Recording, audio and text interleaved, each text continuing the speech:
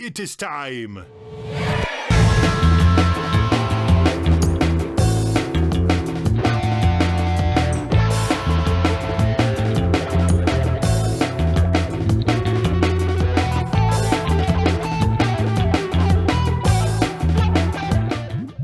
Hey guys, what's going on? A lovely Sunday afternoon with our great friends and with Aaron Schafer, No Simple Road Podcast. How you doing, Aaron? What's happening? I'm good, man. Thanks again so much for your time and attention. It's so lovely to listen to music with you. Have you ever listened to Minus the Bear before?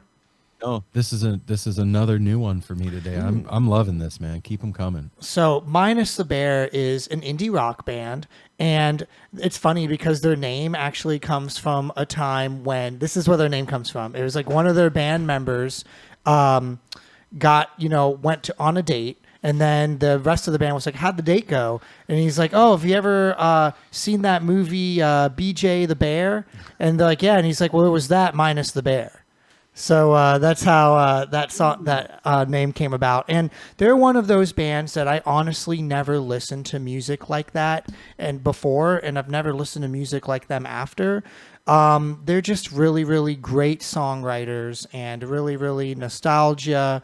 And reminds me of so many different parts of my life. And I really, really thought that you guys would appreciate the song. So this is off of, I think, their very first album from 2002 called Highly Refined Pirates.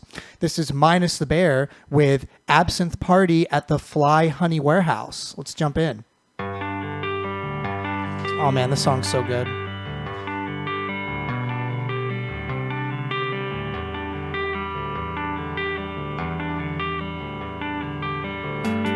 And the lyrics are really good too when they come in.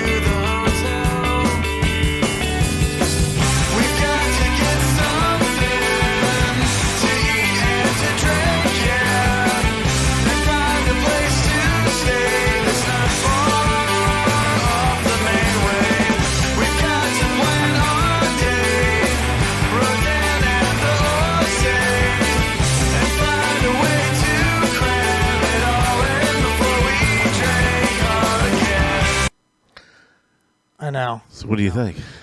So one thing I really love is how they have this whole intro where they kind of like just hit you with nostalgia, right? Like when I listen to that intro, I just can't help but think of like good times, like my friends, my family, my loved ones, all of them right next to me. And then the band just kind of drops into this like fast, like drumming march, where it's like, okay, like nostalgia done. Like we're ready to, to party and like get it going.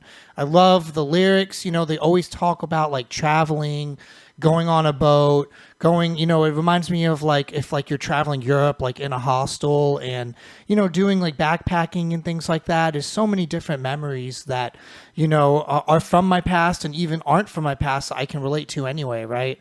And that's why I like them so much, is that they can really like give me like vivid imagery in my head, and they're just it's delivering it in such an unconventional way, because again, I don't listen to bands like this, and I don't listen to other bands besides this band that are like that, right? And it kind of has that high school, adolescent, coming of age type of vibe too, which I really like. It really, the beginning really reminded me of like the very first Smashing Pumpkins album, when it was very raw and stripped down, and that kind of vibe. And then immediately when they all came in, it completely changed. As soon as I said it, I was like, oh nope, not anymore. Like it was a completely different song. I love that. It's like it gave you a false sense of security and then brought you somewhere else. It was really cool. And a lot of bands don't do that. They don't like have this like intro thing, which kind of is like the song, but like they kind of like, you know, took it for a while, which I really enjoy. Well, Miles Bear's guitar player is known for those repetitive rhythms that he does. So like lock onto something like that. It's like indie math rock type of thing. It definitely brings a math rock feel into it, but then the vocals come into, which aren't necessarily math rock. But they're more like indie or whatever. But I've always liked Minus the Bear, and a really good band to see live if you ever get a chance to see them.